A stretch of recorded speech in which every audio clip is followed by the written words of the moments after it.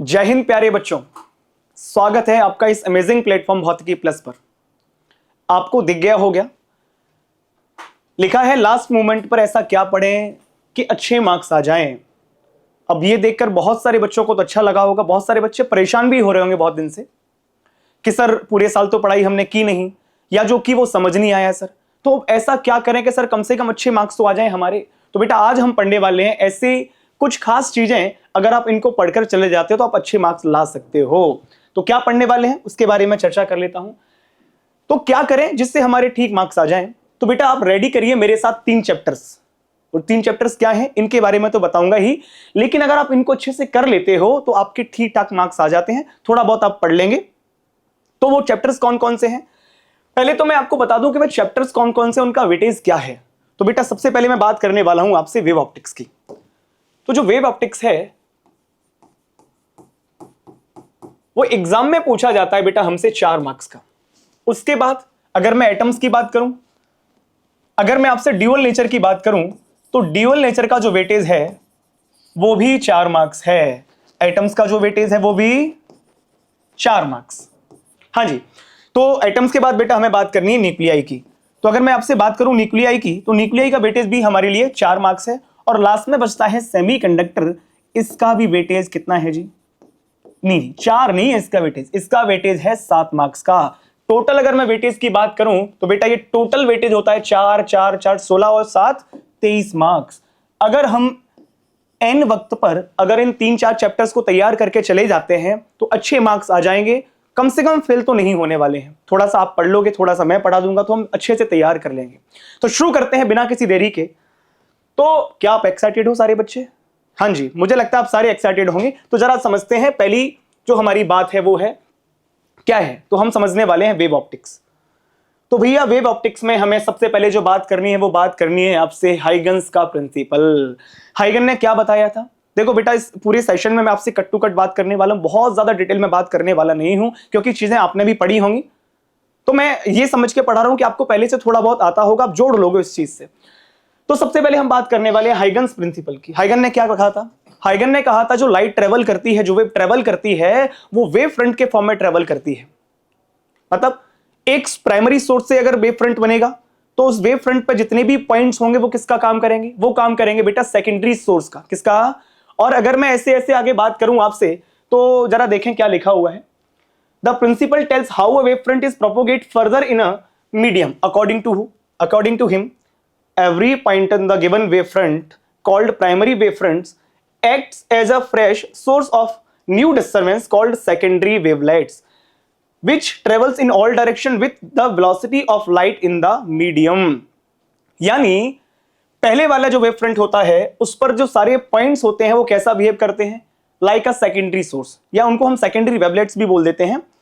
और अगर मैं इन सारे सेकेंडरी वेव को, सेकेंडरी वेवलेट से अगर मैं इनकी आउटर सरफेस को, टेंजेंट को मिलाऊं, तो उससे जो वेव फ्रंट बनेगा वो हमारा नया वेव फ्रंट होगा। तो जरा देखते हैं क्या बात करने की बात कर रहे हैं। बेटा ये हमारा प्राइमरी सोर्स है, यहां से लाइट रे निकल रही है, यहां से लाइट रे निकल रही है। अभी क्या कर रही है? ये इसका एक वेव फ्रंट था जहां पर मैं अगर सारे पॉइंट्स को पकड़ लूंगा, मैं अगर इस पॉइंट की बात करूं तो एक पॉइंट ये हो गया, एक पॉइंट ये हो गया, एक पॉइंट ये हो गया और एक पॉइंट ये हो गया। अगर मैं यहां पर वेव फ्रंट बनाने की कोशिश करूं, ये देखो आप, ये इनको सेकेंडरी वेवलेट्स बोलते हैं। क्या बोलते हैं इनको? Secondary wavelets. अगर मैं इन सारी सेकेंडरी वेवलेट्स की जो आउटर सरफेस है अगर उस पर मैं टेंजेंट ड्रॉ करूं ये वाली, तो ये मुझे क्या मिल जाएगा? ये मुझे मिल जाएगा सेकेंडरी वेव फ्रंट। क्या मिल जाएगा जी? सेकेंड वेव फ्रंट मिल जाएगा। फिर ऐसे फर्दर क्या करोगे सर? इस पर आप पॉइंट्स ले लोगे, इस पर पॉइंट्स लोगे, फिर आप वेवलेट्स बनाओगे, उसको उसकी टेंजेंट से हम उसको मिला देंगे तो हमें फिर फर्दर क्या मिल जाएगा? एक वेव फ्रंट और मिल जाएगा। इस तरीके से लाइट आगे ट्रेवल करती है। चलिए साहब, अगली बात मुझे जो करनी है वो पूछते हैं वो है कि सर हाइगन के प्रिंसिपल से रिफ्लेक्शन के लॉ को प्रूव करो। तो रिफ्लेक्शन का लॉ क्या कहता है? सर जिस एंगल से लाइट रे आती है उसी एंगल से वापस चली जाती है, यानी एंगल ऑफ इंसिडेंस बराबर एंगल ऑफ रिफ्लेक्शन होता है। समझ रहे हैं? तो हमें प्रूव करना है रिफ्लेक्शन का लॉ। ये दो लाइट रेज आ रही हैं, या मैं इनको वेव भी कह सकता हूं, इनके परपेंडिकुलर आ रहा है इनका वेव फ्रंट। क्या है जी? ये वेव फ्रंट। तो अगर मैं इस पर 2 पॉइंट ले लूं, एक पॉइंट मैंने ले लिया ए, एक पॉइंट ले लिया मैंने बी, सही बात है, ये हमारा वेव फ्रंट है। बोलो भैया। अब होगा क्या, जब ये वेव फ्रंट आगे बढ़ेगा तो ए वाला पॉइंट तो यहाँ टकरा गया है, लेकिन बी वाला पॉइंट अभी टकराया नहीं है। ए रिफ्लेक्ट होके चला जाएगा इधर और बना लेगा ए डैश, ऐसे बी रिफ्लेक्ट होके चला जाएगा, बी यहां से टकराएगा तो बी डैश पॉइंट है। सही बात है। लाइट जिस एंगल पे आएगी वो एंगल आई है, तो ये वाला एंगल भी क्या हो जाएगा, आई। यहां पर अगर एंगल आर है तो ये वाला एंगल भी हो जाएगा बच्चों आर। कैसे होगा वो ज्योमेट्री से आपको पता है। तो ये एंगल आई हुआ तो ये एंगल भी आई हो जाएगा। अगर ये वाला एंगल आर है तो ये एंगल भी आर है। मतलब सर आई एंगल पे आई और आर एंगल पे वो गई। अब हमें प्रूव करना है कि एंगल आई और एंगल आर बराबर होते हैं। तो सुनो ये जी क्या करने वाले हैं। मैं आपसे बात करूं कि जितना टाइम ए को ए डैश पहुंचने में लगा होगा, क्या उतना ही टाइम बी को बी डैश पहुंचने में लगा होगा। बिल्कुल ठीक बात है, डिस्टेंस तो सेम है। जितना टाइम ए को ए डैश पहुंचने में लगा होगा उतना ही टाइम बी को बी डैश पहुंचने में लगा होगा। अब चूंकि लाइट रिफ्लेक्ट होके उसी मीडियम में वापस आ गई है तो स्पीड तो चेंज होने वाली नहीं है। जो स्पीड इस तरफ होगी वही स्पीड यहां होने वाली है। क्यों? क्योंकि हमारी मीडियम चेंज नहीं हुआ है तो लाइट की स्पीड भी चेंज होने वाली नहीं है। According to Huygens principle, time taken by the light travel from A to A dash बराबर होगा time taken by light travel from B to B dash. तो टाइम दोनों बराबर हो जाएंगे। डिस्टेंस कितनी है ए से ए डैश तक की बेटा, ए डैश, यहां से बी बी डैश, दोनों की स्पीड सेम है। अगर मैं ये बात करूं तो v से v कट जाएगा, क्या आ गया, ए डैश बराबर बी बी डैश। क्या ये बात आपको समझ आ रही है। उसके बाद अगर मैं यहां पर आप देखा हूं आपको, तो अगर मैं आपसे इस ट्रायंगल की बात करूं, इस वाले ट्रायंगल में जरा ध्यान से देखना, इस ट्रायंगल की ए डैश बी डैश की, तो आप यहां देख रहे होंगे एंगल है बेटा आर, एंगल है आर। अगर मुझे ए डैश चाहिए तो क्या मैं ए वी का कंपोनेंट कर सकता हूं। तो मुझे ए वी का कौन सा कंपोनेंट मिलने वाला है बताओ जी। मुझे मिलने वाला है ए बी का साइन कंपोनेंट। तो यहां पर लिखा है। ऐसे ही अगर मैं दूसरे ट्रायंगल में बात करूंगा तो मुझे बी वी डैश निकालने के लिए क्या करना पड़ेगा, ए बी डैश का बेटा साइन कंपोनेंट करना पड़ेगा। तो यहां से हो जाएगा A B dash sine i बराबर A B dash sine r. तो फिर क्या होगा, ए बी डैश से ए बी डैश कट जाएगा, बराबर आ गया साइन आई बराबर साइन आर। और आपको पता है साइन आई अगर साइन आर के बराबर है तो आई बराबर क्या हो जाएगा, आई बराबर होने वाला है आर। और ये हमने प्रूव कर दिया लॉ ऑफ रिफ्लेक्शन। क्या ये बात समझ आई, बहुत बढ़िया। आगे बढ़ते हैं और दूसरा हमसे पूछते हैं कि आपको प्रूव करना है लॉ ऑफ रिफ्रैक्शन। तो जैसे हमने लॉ ऑफ रिफ्लेक्शन को प्रूव किया है वैसे ही हम प्रूव करने वाले हैं लॉ ऑफ रिफ्रैक्शन को। बस इसमें अंतर यह है कि इसमें चूंकि मीडियम चेंज हो गया है तो लाइट की स्पीड सेम रहने वाली नहीं है। इस मीडियम में लाइट की स्पीड अलग रहेगी, इस मीडियम में लाइट की स्पीड अलग रहेगी। सारा प्रोसीजर वही है जो हमने पिछली बार कर लिया है। तो मैं उम्मीद करता हूं कि ये वाला आप डेरिवेशन खुद से कर लोगे। इसके आगे बढ़ते हैं बच्चों और आगे हम समझते हैं यंग्स डबल स्लिट एक्सपेरिमेंट। क्या समझते हैं, बहुत जरूरी टॉपिक है, बोर्ड में सवाल पूछते ही पूछते हैं। बाईडीएससी के ये बारे में बेटा हर बार सवाल पूछ रहे हैं, उस पर न्यूमेरिकल पूछ लेते हैं या फिर कुछ तो थ्योरेटिकल पूछ लेते हैं आपसे। तो बोर्ड के हिसाब से बहुत जरूरी टॉपिक है, इसको छोड़कर नहीं जा सकते, अवॉइड नहीं कर सकते इसको। तो सर वाईडीएससी में क्या होता है बेटा, एक हमारा प्राइमरी सोर्स है, यहां पर हम दो छोटे छोटे स्लिट बना देते हैं। इस सोर्स से निकलते हैं जब वेव फ्रंट, तो यहां पर बेटा वो वेव फ्रंट डिवाइड हो जाते हैं और यहां पर ये सेकेंडरी सोर्स की तरह बिहेव करते हैं। यहां से जब वेव फ्रंट आगे जाते हैं तो सामने स्क्रीन लगी हुई है और स्क्रीन पर हमें यह बताना है कि सर वहां पर कैसा पैटर्न बनेगा, सर वहां पर मैक्सिमा बनेगा, मिनिमा बनेगा, डार्क बनेगा, ब्राइट बनेगा, क्या बनने वाला है। तो इसके लिए हम क्या करते हैं बेटा, इसके लिए हम ये करते हैं कि ये हमारा बिल्कुल सेंट्रल पॉइंट है सी, इससे हमने वाई डिस्टेंस पर एक जनरल पॉइंट अज्यूम कर लिया है, वो है पी। अब अगर मैं पी में मुझे बात करनी है, पी हमारा जनरल पॉइंट है, पी के हिसाब से अगर हमारा वाई चेंज होता रहेगा तो मैं बता दूंगा किस पॉइंट पर मैक्सिमा आने वाला है, किस पॉइंट पर मिनिमा आने वाला है। क्योंकि वाई हमारे जो हमारा पॉइंट पी है वो एक जनरल पॉइंट है। तो उस पॉइंट के लिए आप देखोगे तो दोनों जो वेव जा रही है, एक वेव जो जा रही है वो कम पार्ट ट्रेवल कर रही है, दूसरी वेव जो जा रही है वो ज्यादा पार्ट ट्रेवल कर रही है। अगर दोनों वेव जाएंगी तो आपको पता है दोनों में पाथ डिफरेंस है, पाथ डिफरेंस है तो इसका मतलब दोनों में क्या है, फेज डिफरेंस है। और अगर फेज डिफरेंस हम निकाल लेंगे तो आपको पता है मैक्सिमा मिनिमा कैसे निकालते हैं, वो आपने अच्छे से करना सीखा हुआ है। जरा यहां पर देखें, अगर मैं S1 से अगर यहां पर एक परपेंडिकुलर ड्रॉ कर दूं तो ये जो लेंथ है बेटा, ये जो आगे वाली, अब ये लगभग दोनों बराबर हो गई हैं। तो मैं बोल सकता हूं अब इन दोनों में कोई पाथ डिफरेंस नहीं है। तो जो एक्स्ट्रा पार्ट था वो ये था हमारा पाथ डिफरेंस और इसको मैंने बोल दिया डेल्टा एक्स। क्या बोल दिया, डेल्टा एक्स। चलिए यहां पर कुछ बातें हैं जिनके बारे में थोड़ा सा चर्चा कर लेता हूं आपसे। वो बात क्या है, वो बात ये है कि बेटा यहां पर जो दोनों स्लिट्स, इनको बोलते हैं स्लिट्स, इनके बीच की जो डिस्टेंस होती है उसको बोलते हैं स्मॉल डी, और स्लिट से लेके यहां से लेके और जो स्क्रीन तक की डिस्टेंस है वो है हमारी कैपिटल डी। क्या है भैया? Capital D. ये जो एंगल बेटा यहां से जो S1 बना रहा है फुट ऑफ परपेंडिकुलर के साथ, ये है हमारा एंगल थीटा। जो परपेंडिकुलर एंगल बना रहा है हमारा S1 के साथ वो है एंगल थीटा। तो यहां पर बात कर लेते हैं। तो ये सारी बातें दी हैं, जनरल पॉइंट की बात कर रहे हैं। और अगर मैं सी की बात करूं आपसे, सेंट्रल पॉइंट की, तो सेंट्रल पॉइंट पे जो हमारा पाथ डिफरेंस है वो कितना है? 0। तो वहां पर फेज डिफरेंस भी क्या होता है? फेज डिफरेंस भी आने वाला है 0। और आपको पता है जब जब फेज डिफरेंस 0 आता है तब तब हमें मैक्सिमा मिलता है। क्या मिलता है बच्चों? मैक्सिमा, यानी हमें ब्राइट मिलने वाला है। लेकिन हमें तो जनरल पॉइंट की बात नहीं, हमें तो सेंट्रल पॉइंट की बात नहीं करनी, हमें तो बात करनी है जनरल पॉइंट की। तो जनरल पॉइंट के लिए क्या करोगे? एक रिलेशन बनाओगे। अगर आप इस ट्रायंगल में देखोगे तो आपको दिख रहा होगा साइन थीटा बराबर क्या है? साइन थीटा हो जाएगा बेटा delta x upon delta D. Tan theta हो जाएगा वाई अपॉन डी। अगर एंगल बहुत छोटा है तो साइन थीटा को क्या लिख देते हैं? थीटा, और टेन थीटा को भी लिख देते हैं थीटा। अगर दोनों को बराबर कर देंगे तो साइन थीटा इक्वल हो जाएगा टेन थीटा के। तो साइन थीटा लगभग थीटा, ये भी थीटा थीटा, तो क्या आ जाएगा बताओ? तो मुझे जो दिख रहा है बेटा वो दिख रहा है मुझे डेल्टा एक्स अपॉन डी बराबर वाई अपॉन डी। तो यहां से वाई आ जाएगा डेल्टा एक्स के टर्म में, वो है delta x D upon small D. Delta x की वैल्यू चेंज करते जाना है, वाई की वैल्यू चेंज होती जाएगी, और मुझे पता चल जाएगा कौन से पॉइंट पे मैक्सिमा है, कौन से पॉइंट पे मिनिमा है, यानी कौन से पॉइंट पे डार्क है, कौन से पॉइंट पे ब्राइट है। सर मैं अगर आपसे बात करूं, मैं आपको सीधे दिखाता हूं, आप समझें। ये हमारे पास पैटर्न बना हुआ है, उसी पैटर्न को हमने यहां ड्रॉ कर दिया है, और आप देख रहे होंगे बिल्कुल अगर लाइट रे सेंटर पॉइंट पे आके मिलेंगी तो ये लाइट रे यहां आई, ये लाइट रे आ गई बेटा यहां पर। दोनों में कोई भी पाथ डिफरेंस नहीं है, दोनों में कोई पाथ डिफरेंस नहीं है तो कोई फेज डिफरेंस भी नहीं है, और जब कोई फेज डिफरेंस नहीं होता तो क्या मिलता है हमें? मैक्सिमा। मैक्सिमा मतलब ब्राइट। तो इसको बोलते हैं हम सेंट्रल ब्राइट या सेंट्रल मैक्सिमा। तो इसके लिए डेल्टा एक्स क्या होना चाहिए? 0। वाई भी क्या होना चाहिए? 0। और यहां पर जो इंटेंसिटी होती है बेटा वो होती है I बराबर 4I0। क्या होती है जी? बहुत अच्छे। इसके बाद मुझे यहां से बात करूं मैं आपसे, तो पहला जो मिनिमम मिलता है वो मिलता है मुझे लैम्डा बाई 2 डिस्टेंस पर, लैम्डा बाई 2 के पाथ डिफरेंस पर। कितने पर?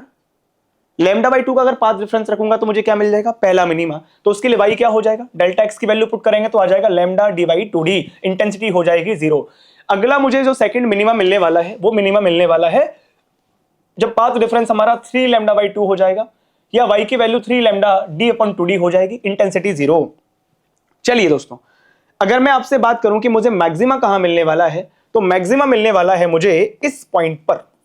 इस पॉइंट पर मतलब एक तो सर ये सेंटर वाला मैक्सिमा हो गया, तो इसको हम फर्स्ट मैक्सिमा नहीं बोलते, इसको हम ब्राइट नहीं बोलेंगे फर्स्ट ब्राइट, इसको हम बोलेंगे सेंट्रल ब्राइट। तो फर्स्ट ब्राइट कहां आएगा जी? यहां आएगा। और कितनी डिस्टेंस पे आएगा? वो आएगा लैम्डा डी अपॉन डी पर। या पाथ डिफरेंस की बात करूं तो डेल्टा एक्स की वैल्यू लैम्डा होनी चाहिए। तो कुल मिला के क्या समझ आया? अगर मुझे मैक्सिमा की बात करनी है तो सारे मैक्सिमा कहां आने वाले हैं? 0, लैम्डा, 2 लैम्डा, 3 लैम्डा। क्या ये बात समझ आ रही है? बहुत बढ़िया। अगर मैं मिनिमा की बात करूं तो मिनिमा कहां मिलते हैं मुझे? मिनिमा मिलते हैं मुझे लैम्डा बाई 2 पर, 3 लैम्डा बाई 2 पर और 5 लैम्डा बाई 2 पर। यह पैटर्न आपको देखने को मिलेगा। जैसा पैटर्न ऊपर बनेगा वैसा ही सिमेट्रिक पैटर्न बनेगा बेटा नीचे की तरफ। क्या ये बात आपको क्लियर है सारे बच्चों को? बहुत बढ़िया। चलिए जी, अब हम थोड़ी सी बात कर लेते हैं कि सर फ्रिंज विड्थ और एंगुलर विड्थ क्या होती है। आप इस डायग्राम में देख रहे होंगे दो कंसेक्यूटिव फ्रिंज जो होती हैं। अगर मैं आपसे दो कंसेक्यूटिव फ्रिंजेस की बात करूं तो कंसेक्यूटिव फ्रिंजेस मतलब सर एक के बाद एक फ्रिंज जो आती है। अगर मैं आपसे यहां बात करता हूं, जैसे मैं इसकी बात करूं, ये एक पूरी फ्रिंज हो गई। अगर मैं इसकी बात करता हूं तो बेटा इसको बोलता हूं मैं फ्रिंज विड्थ। क्या बोलता हूं? Fringe width. तो इसकी विड्थ क्या होती है? सर लैम्डा बाई 2 ऊपर होता है और लैम्डा बाई 2 नीचे होता है। समझ गए आप? लैम्डा बाई 2 ऊपर, लैम्डा बाई 2। चलिए, तो बेटा ये जो हमारी फ्रिंज की विड्थ होती है इसको बोलते हैं हम फ्रिंज विड्थ। क्या बोलते हैं? Fringe width. अगर मैं आपको दिखाऊं तो ऊपर वाई कितना है? Lambda D upon 2d। और नीचे कितना है जी? नीचे भी है लैम्डा डी अपॉन 2d। तो फ्रिंज विड्थ बेटा हमारा निकल के आता है, क्या आता है? वो आता है लैम्डा डी अपॉन डी। क्या आता है? Lambda D upon D. अब बात करते हैं सर एंगुलर विड्थ क्या होती है। कहते हैं कि angle subtended by fringe width at mid point of slit. यानी कोई फ्रिंज, कोई भी फ्रिंज उठा लो आप, अगर वो सेंटर पॉइंट पर जो एंगल बना रही हो, सेंटर पॉइंट पर जो भी एंगल सबटेंड कर रही हो वो हमारा क्या कहलाता है, एंगुलर विड्थ, जिसको हम अल्फा से दिखाते हैं। किससे दिखाते हैं जी, अल्फा से। तो कैसे बताते हैं उसको, वो हो जाएगा लैम्डा डी अपॉन डी तो होगी हमारी फ्रिंज विड्थ, और हमने डिस्टेंस डी से कर दिया डिवाइड, तो आ गई हमारी angular width lambda upon D. क्या आ गई भैया, लैम्डा अपॉन डी। इसके बाद आगे बढ़ते हैं और समझते हैं डिफ्रैक्शन क्या होता है। तो बच्चों डिफ्रैक्शन के बारे में आपने पहले से पढ़ा होगा, फिर भी मैं बता देता हूं कि जब लाइट कॉर्नर्स पर बेंड हो जाती है, कॉर्नर्स पर बेंड होके फैल जाती है, तो इस घटना को, इसको कहते हैं हम बेटा डिफ्रैक्शन। क्या कहते हैं, डिफ्रैक्शन। और देखो पढ़ाने में तो बेटा बहुत कुछ है, लेकिन अब ऐसा याद रख सकते हैं जैसे YDSC है उसका उल्टा है डिफ्रैक्शन, जहां पर हमें मैक्सिमा मिलता है वहां पर, इसमें हमें उस जगह पर क्या मिलता चला जाता है, मिनिमा। ऐसे आप याद रख सकते हो। तो बहुत ज्यादा डिटेल में बता नहीं रहा हूं क्योंकि आपने ऑलरेडी पढ़ा होगा। अगर आपको YDSC समझ आ गया हो तो डिफ्रैक्शन भी आप अच्छे से समझ सकते हो। क्या ये बात क्लियर है आपको, बहुत अच्छे। बाकी कहानी सेम है, आप इतना समझें कि इसमें जो पैटर्न बनता है बेटा थोड़ा सा अजीब है। अजीब ये है कि हमारा जो सेंट्रल मैक्सिमा है इसकी जो विड्थ होती है वो ज्यादा होती है, बाकी जो विड्थ होती है बेटा वो सबकी एक जैसी होती है, बस सेंट्रल मैक्सिमा जो है उसकी विड्थ बाकी सारे मैक्सिमा से बड़ी होती है, 2 गुना होती है। मतलब इसकी जो विड्थ होती है वो होती है 2 lambda D by D. 2 lambda, आधी लैम्डा डी बाई डी ऊपर, लैम्डा डी बाई डी नीचे, तो हो जाती है 2 लैम्डा डी बाई डी। बाकी सारे मैक्सिमा जो है उनकी विड्थ होती है lambda D by 2, same as YDSC। बात समझ आ रही है। एक खास बात और देख रहे होंगे आप यहाँ पे कि जो सेंट्रल मैक्सिमा है उसकी इंटेंसिटी तो बहुत ज्यादा है, बहुत तगड़ी है, लेकिन जो बाकी के जो मैक्सिमा है उनकी इंटेंसिटी धीमे धीमे कम होती चली जा रही है। लेकिन YDSC में ऐसा बिल्कुल नहीं था, वहां पर सारे फ्रिंज विड्थ जो थी, सब जो फ्रिंज थी उनकी सबकी इंटेंसिटी सेम थी। चलिए साहब, इसके बाद बात कर लेते हैं हम फिनोमिना ऑफ पोलराइजेशन। जब भी किसी सोर्स से लाइट निकलती है तो उसके पास बहुत सारी डायरेक्शन होती है।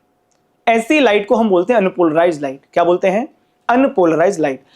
लेकिन अगर हम एक प्लेन में अगर हम लाइट को ऐसा करें कि उसकी सर्टेन प्लेन में डायरेक्शन हो जाए, बाकी सारी डायरेक्शन हट जाए, तो ऐसी लाइट को हम बोलते हैं पोलराइज्ड लाइट। क्या बोलते हैं, पोलराइज्ड लाइट।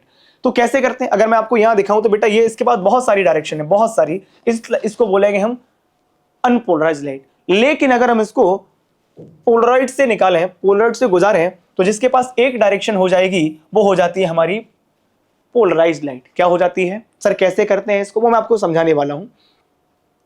तो बेटा यहां पर मैं समझाने आपको एक चीज दी गई है। यहां पर है हमारा सोर्स और यहां से निकल रही है लाइट रे। क्या निकल रही है, तो हमने सबसे पहले लगा दिया है पोलराइजर।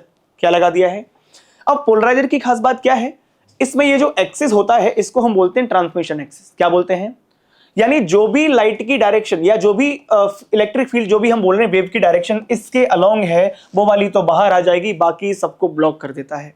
मतलब बाकी डायरेक्शन बाहर नहीं आती हैं, इस ट्रांसमिशन एक्सिस के अलोंग जो डायरेक्शन है वही डायरेक्शन निकल के बाहर आ जाती है। और एक खास बात होती है, अगर यहां पर इंटेंसिटी I0 थी तो यहां पर इंटेंसिटी बेटा आधी रह जाती है, I0/2। क्या ये बात समझ आ रही है, यानी अगर वो एक बार पोलराइजेशन से गुजर गई तो उसकी इंटेंसिटी हो जाएगी I0/2। फिर मैं क्या करता हूं, मैं इसकी इंटेंसिटी को फर्दर कंट्रोल करना चाहता हूं। अगर मुझे इसकी इंटेंसिटी को फर्दर कंट्रोल करना है तो बेटा हम एक लगाते हैं एनालाइजर। क्या लगाते हैं, अगर मैं बात करूं पोलराइजर की तो उसका ट्रांसमिशन एक्सिस ये वाला है और इसका ट्रांसमिशन एक्सिस ये वाला है। यानी पोलराइजर के एक्सिस से इसका जो एंगल है इसके वो बेटा थीटा है। यानी जब इससे लाइट रे या वेव बाहर निकलेगी तो उसकी इंटेंसिटी हो जाएगी I0/2, इसकी इंटेंसिटी हो जाएगी I0/2 into cos square theta. जैसे जैसे मैं थीटा को चेंज करता जाऊंगा इसकी इंटेंसिटी कंट्रोल होती चली जाएगी, अपने हिसाब से कंट्रोल कर सकते हैं। इसी लॉ को बोलते हैं बेटा मेलस लॉ। क्या बोलते हैं, और इस पर बेटा बोर्ड में सवाल पूछे जाते हैं, मैं एक सवाल भी कराने वाला हूं। वो क्या कहता है सर, जो एनालाइजर से बाहर जो वेव निकलेगी, जो लाइट निकलेगी, उसकी जो इंटेंसिटी होने वाली है वो है I in cos square theta. Sir I in क्या है, I in वो है जो लाइट इंटेंसिटी हमें एनालाइजर को मिलती है, यानी जो हमारी पोलराइजर से निकलती है वो है IN। इस केस में क्या है, इस केस में है I0/2। क्या है जी, I0/2। क्या ये बात समझ आ रही, तो बेटा मैंने सारी जो वेव ऑप्टिक्स की जरूरी बातें हो सकती थी वो मैंने आपके साथ कर ली हैं। अब मैं आपसे बात करने वाला हूं मॉडर्न फिजिक्स की। सर मॉडर्न फिजिक्स में क्या बताने वाले हैं आप? तो बेटा मैं बहुत सारी चीजें तो नहीं बताने वाला, लेकिन जिनसे सवाल पूछा जाएगा वो सारी बातें मैं आपके साथ डिस्कस करने वाला हूं। सबसे पहले डिस्कस करने वाला हूं आपको ड्यूअल नेचर वाला पार्ट। तो ड्यूअल नेचर में कौन क्या पूछा जाएगा बेटा? सबसे पहले तो बात करते हैं फोटोइलेक्ट्रिक इफेक्ट की। इसी पे सवाल पूछे जाते हैं, इसी के ग्राफ पूछे जाते हैं, आइंस्टाइन की इक्वेशन पूछे जाती है। तो क्या होता है फोटोइलेक्ट्रिक इफेक्ट? बेटा जब सर्टेन फ्रीक्वेंसी की लाइट किसी मेटल पे आके गिरती है तो उसकी सरफेस से इलेक्ट्रॉन बाहर आ जाते हैं। इस प्रोसेस को हम कहते हैं फोटोइलेक्ट्रिक इफेक्ट। मैंने बोला कि सर्टेन फ्रीक्वेंसी की, सारी फ्रीक्वेंसी की लाइट आके फोटो इलेक्ट्रॉन को बाहर नहीं निकाल सकती। सर्टेन फ्रीक्वेंसी की लाइट गिरेगी तो इलेक्ट्रॉन बाहर आ जाएंगे, और ऐसे इलेक्ट्रॉन्स को कहा जाता है बेटा फोटो इलेक्ट्रॉन्स। क्या कहा जाता है? Photo electrons. क्या ये बात समझ आती है आपको? बहुत बढ़िया। फिर आपसे पूछा जाता है कुछ कुछ बातें कि सर फोटो करंट क्या होता है, वर्क फंक्शन क्या होता है, सैचुरेशन पोटेंशियल क्या होता है, स्टॉपिंग पोटेंशियल क्या होता है। इसको समझाने से पहले मैं आपको सेटअप दिखा दूं कि हम करंट फ्लो कैसे करा सकते हैं। तो ये है बेटा सेटअप। यहां पर हमने एक वैक्यूम ट्यूब ले लिया है, यहां पर लाइट आके गिर रही है इस मटेरियल पर, इस मटेरियल पर, इस मेटल पर बोल दूं मैं लाइट आके गिर रही है। अब वो लाइट क्या करेगी? लाइट आके इस मेटल सरफेस से इलेक्ट्रॉन को निकालेगी। वो इलेक्ट्रॉन क्या करेंगे सर? वो इलेक्ट्रॉन बेटा एमिटर प्लेट से कहां जाएंगे? कलेक्टर प्लेट की तरफ जाएंगे। तो ऐसा जरूरी नहीं है कि सारे इलेक्ट्रॉन कलेक्टर प्लेट तक पहुंच जाएं, क्योंकि जिनकी स्पीड बहुत ज्यादा है वो तो कलेक्टर प्लेट पर पहुंच जाएंगे, लेकिन जिनकी स्पीड बहुत कम है वो कलेक्टर प्लेट पर पहुंच नहीं सकते हैं। तो फिर क्या करेंगे सर? वो वहां नहीं पहुंचेंगे। हाँ बेटा, उनको पहुंचाने के लिए हम कुछ बाहर से पोटेंशियल अप्लाई करते हैं। अगर मैं इस प्लेट पर पॉजिटिव पोटेंशियल और इस प्लेट पर नेगेटिव पोटेंशियल लगा दूं तो बेटा फिर सारे इलेक्ट्रॉन इस प्लेट तक पहुंच जाएंगे, और ऐसे पोटेंशियल को हम बोलते हैं सपोर्टिंग पोटेंशियल। क्या बोलते हैं? Supporting potential. और सपोर्टिंग पोटेंशियल की बात करेंगे तो बेटा हम इस की को ऑन कर देंगे तो ये हमारा कौन सा पोटेंशियल हो गया जी? Supporting potential. समझ गए? पॉजिटिव यहां आ गया है और नेगेटिव यहां पहुंच गया है। ये इलेक्ट्रॉन्स को वहां पहुंचाने की कोशिश करता है, पुश करता है, इसलिए हम क्या बोलते हैं इसको? Supporting potential. सपोर्टिंग पोटेंशियल की मैक्सिमम वैल्यू, सपोर्टिंग पोटेंशियल की मैक्सिमम वैल्यू, चलिए, सपोर्टिंग पोटेंशियल की वो वैल्यू जिस पर मिनिमम काइनेटिक एनर्जी वाला इलेक्ट्रॉन भी यहां तक पहुंच जाए। सपोर्टिंग पोटेंशियल की वो वैल्यू जिस पर मिनिमम काइनेटिक एनर्जी वाला इलेक्ट्रॉन भी यहां इस प्लेट तक पहुंच जाए, उस पोटेंशियल को कहते हैं बेटा सैचुरेशन पोटेंशियल। क्या कहते हैं? Saturation potential. फिर इसके जस्ट ऑपोजिट दूसरी प्रोसेस है, और दूसरी प्रोसेस क्या है? अगर मैं इस की को ऑन कर दूं, इस वाली को, तो आप देखोगे यहां पर अगर मैंने इसको ऑन कर दिया तो इस सरफेस, इस पॉइंट यहां पर आ जाएगा बेटा पॉजिटिव, और यहां पर आने वाला है नेगेटिव। अब ये क्या करेगा सर? इलेक्ट्रॉन को रोकेगा, धक्का मारेगा, इसलिए इसका नाम है अपोजिंग पोटेंशियल। क्या नाम है? और इसकी वो वैल्यू, इस पोटेंशियल की वो वैल्यू जिस पर मैक्सिमम काइनेटिक एनर्जी वाला इलेक्ट्रॉन भी यहां नहीं पहुंच पाए। क्या कह रहा हूं, ध्यान से सुनना। अपोजिंग पोटेंशियल की वो वैल्यू जिस पर मैक्सिमम काइनेटिक एनर्जी वाला इलेक्ट्रॉन भी कलेक्टर प्लेट पे नहीं पहुंच पाता, उस पोटेंशियल को कहते हैं हम स्टॉपिंग पोटेंशियल। क्या कहते हैं? फिर से सुनो। सपोर्टिंग पोटेंशियल की वो वैल्यू जिस पर मिनिमम काइनेटिक एनर्जी वाला इलेक्ट्रॉन भी कहां पहुंच जाए? कलेक्टर प्लेट पर। क्या कहते हैं? Saturation potential. और अपोजिंग पोटेंशियल की वो वैल्यू जिस पर मैक्सिमम काइनेटिक एनर्जी वाला इलेक्ट्रॉन भी कलेक्टर प्लेट पर नहीं पहुंच पाता, क्या कहलाता है? Stopping potential.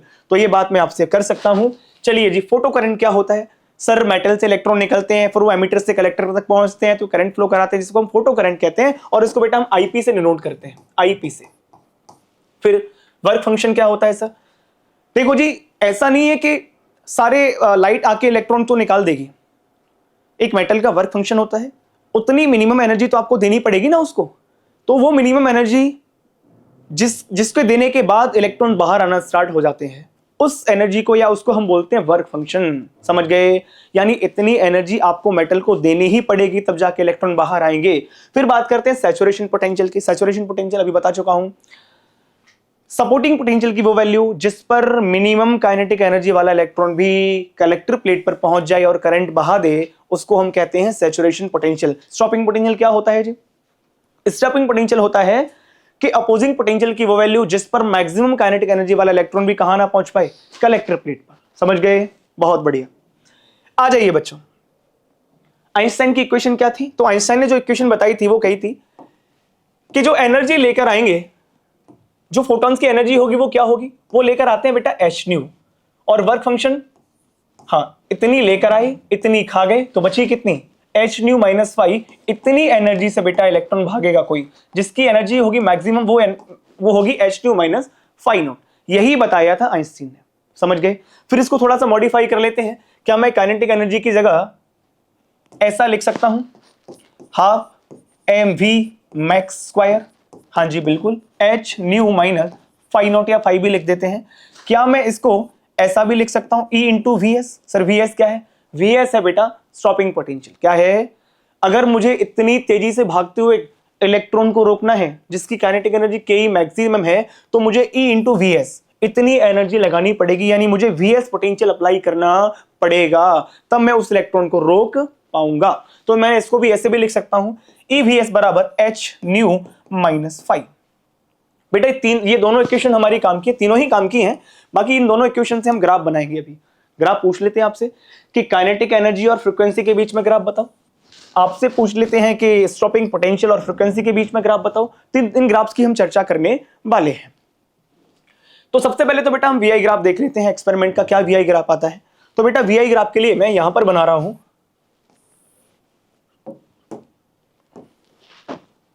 चलिए। तो यहां पर हो जाएगा हमारा करंट, क्या हो जाएगा, और यहां पर हो गया है हमारा पोटेंशियल वोल्टेज। तो इस तरफ के वोल्टेज को चूंकि ये सपोर्ट करेगा, पॉजिटिव है, ऐसे वोल्टेज को हम बोलेंगे सपोर्टिंग पोटेंशियल, और इस तरफ के वोल्टेज को हम बोलेंगे अपोजिंग पोटेंशियल। तो मैं आपको ग्राफ बना के यहां बताऊं, तो बेटा ग्राफ जो बना हुआ है, अगर आप ध्यान से देखोगे तो जो ग्राफ बनता है वो कुछ ऐसा बनता है। मैं फिर से बना देता हूं, ऐसा बनता है। ये वोल्टेज जहां पर करंट मैक्सिमम हो जाता है, सैचुरेट हो जाता है, उस वोल्टेज को हम बोलते हैं V S, V saturation, V. और जहां पर करंट, जिसको लगाने से करंट जीरो हो जाता है, इसको हम बोलते हैं वी स्टॉपिंग। क्या बोलते हैं बच्चों? V stopping. क्या बात समझ आ रही है? ऊपर वाले एक्सिस पर करंट, नीचे वाले एक्सिस पर है वोल्टेज। ये वो वोल्टेज है जिस पर मिनिमम काइनेटिक एनर्जी वाला भी कहां पहुंच जाए, कलेक्टर प्लेट पर। और ये वो वोल्टेज है, स्टॉपिंग वोल्टेज है, जहां जिससे मैक्सिमम एनर्जी वाला इलेक्ट्रॉन भी कलेक्टर प्लेट पर ना पहुंच पाए। और जब कोई इलेक्ट्रॉन कलेक्टर प्लेट पर नहीं पहुंच पाएगा तो करंट क्या हो जाएगा? करंट क्या हो जाएगा? जीरो। बहुत बढ़िया। इसके बाद बेटा कुछ और ग्राफ पूछते हैं आपसे। तो मैंने ग्राफ यहां पर पहले से ही बना के रखे हैं, जिसको आपको थोड़ा जल्दी से समझ आ जाए। तो बेटा सबसे पहले ग्राफ बनाया है हमने किसका? हमने ग्राफ बनाया है काइनेटिक एनर्जी, और बनाया है हमने फ्रीक्वेंसी का। काइनेटिक एनर्जी और इस एक्सिस पे फ्रीक्वेंसी है। सर ये किसका है? बेटा ये है हमारा स्टॉपिंग पोटेंशियल और फ्रीक्वेंसी का। सर ऐसा क्यों बना है?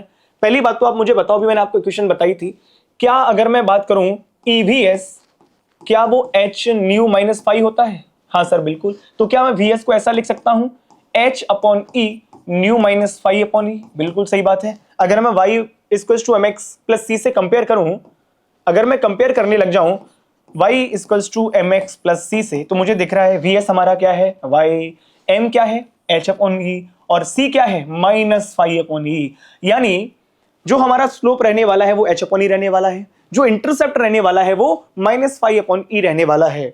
यानी ऐसा स्लोप जो पॉजिटिव हो, ऐसा इंटरसेप्ट जो नेगेटिव हो। तो यहां पर आपको दो ग्राफ दिखाए गए हैं, एक मेटल 1 के लिए है, एक मेटल 2 के लिए है।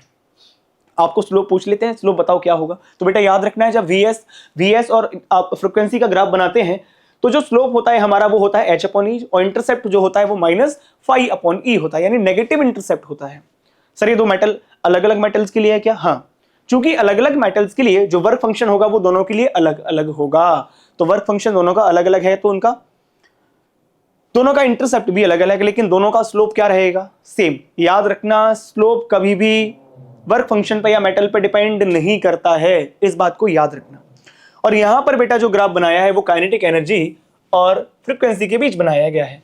अगर मैं बात करूं काइनेटिक एनर्जी तो क्या होती है? वो होती है sir H nu minus five.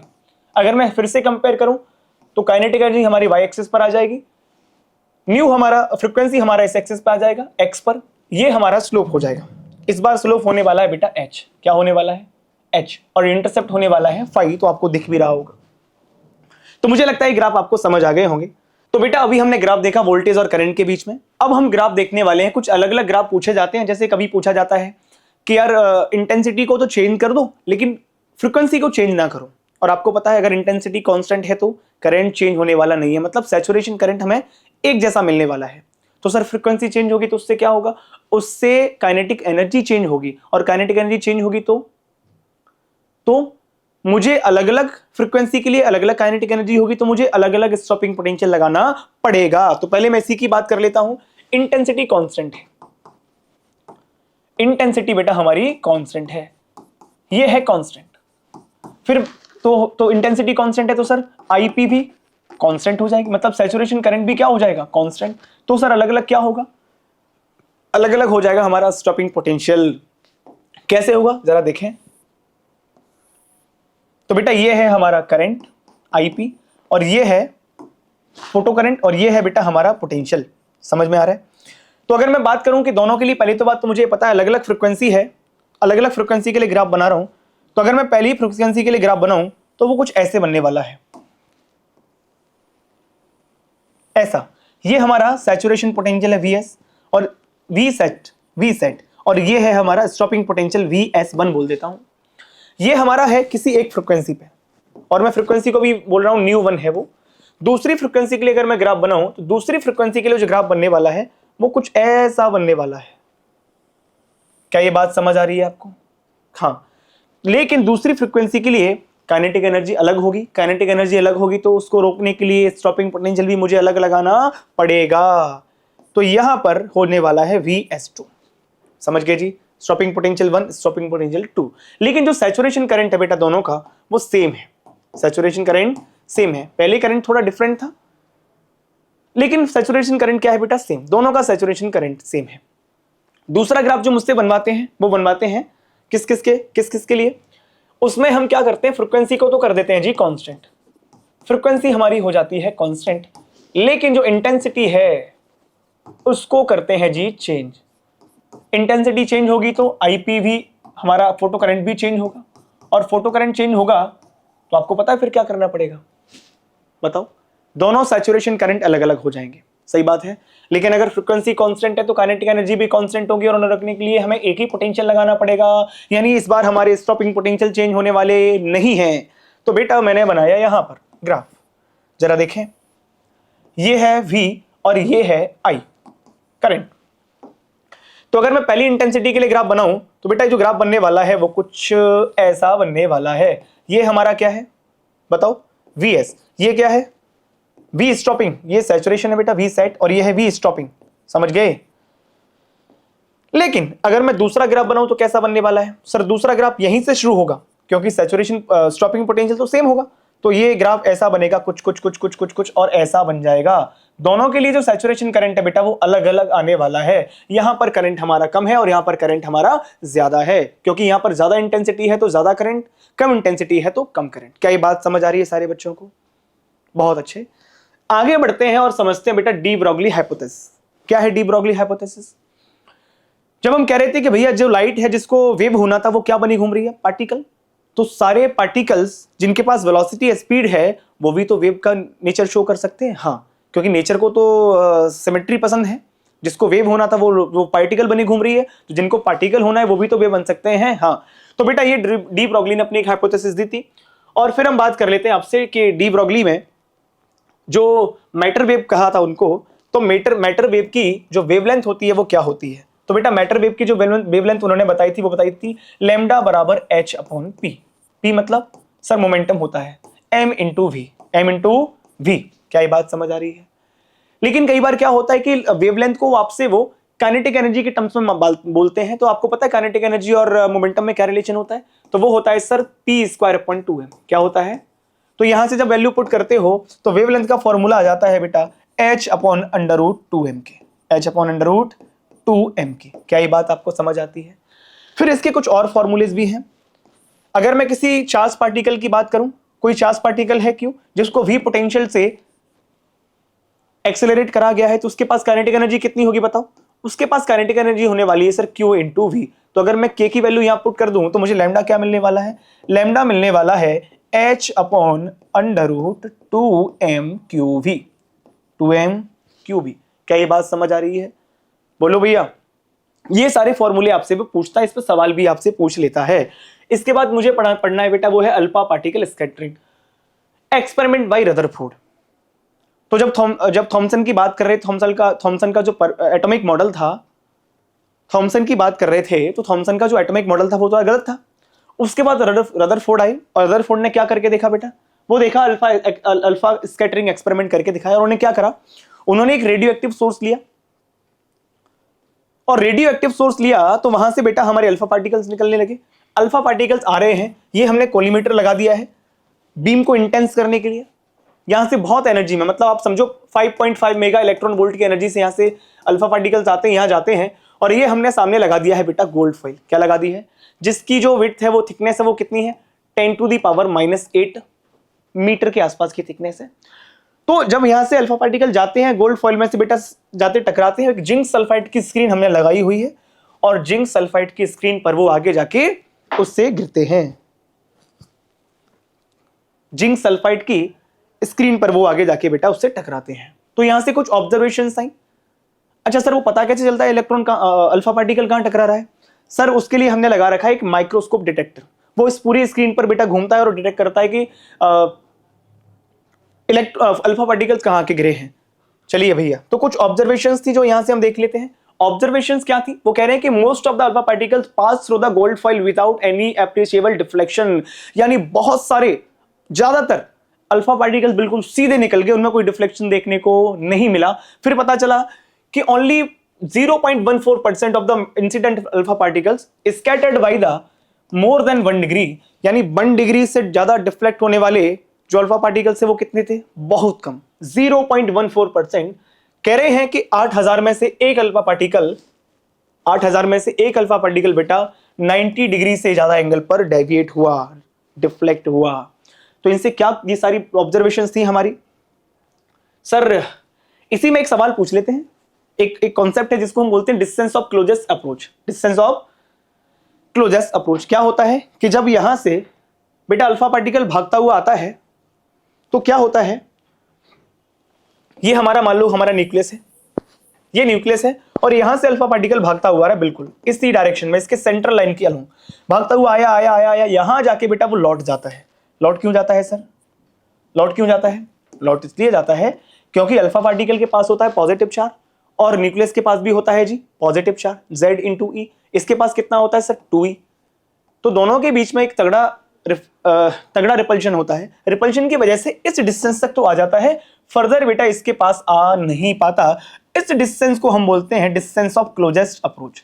Distance of closest approach, सही बात है। तो क्या होता है सर, जब वो यहां से चला तो एक अच्छी खासी काइनेटिक एनर्जी लेके चला था, लेकिन यहां आ गया तो उसकी सारी काइनेटिक एनर्जी किसमें कन्वर्ट हो गई, पोटेंशियल एनर्जी में। किसमें बच्चों, तो लिखा है kinetic energy of alpha particle decreased it equals to electrostatic potential energy increased. तो ये यहां से कंपेयर करके कैसे निकालेंगे सर, काइनेटिक एनर्जी कितनी लेकर आया था सर, वो K लेकर आया था, कितनी, और पोटेंशियल एनर्जी कितनी हो जाएगी 1/4 पाई एप्सिलॉन नॉट। इसके पास चार्ज कितना है 2E, इसके पास चार्ज कितना है ZE। तो यहां नीचे क्या आ जाएगा, नीचे आ जाएगा बेटा R। क्या ये बात समझ आ रही है? यहां से कैलकुलेट करेंगे तो हम R की वैल्यू कैलकुलेट कर सकते हैं। अच्छा, K की वैल्यू भी पुट कर सकते हैं। K की वैल्यू बेटा होती है 12 mv²।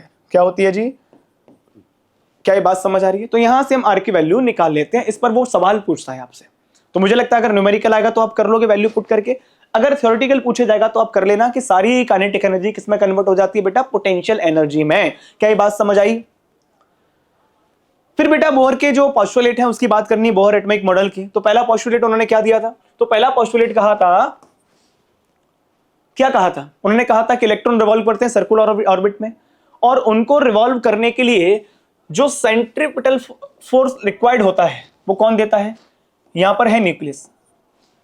उन्होंने कहा कि इलेक्ट्रॉन ऑर्बिट करते हैं तो उनको ऑर्बिट करने के लिए जो सेंट्रीपिटल फोर्स चाहिए वो कौन देगा, इलेक्ट्रोस्टैटिक्स फोर्स। कौन देगा, तो सेंट्रीपिटल फोर्स जो होता है वो है mv²/r, और इलेक्ट्रोस्टैटिक फोर्स कितना है जी, बताओ जी कितना है, 1/4 pi epsilon not.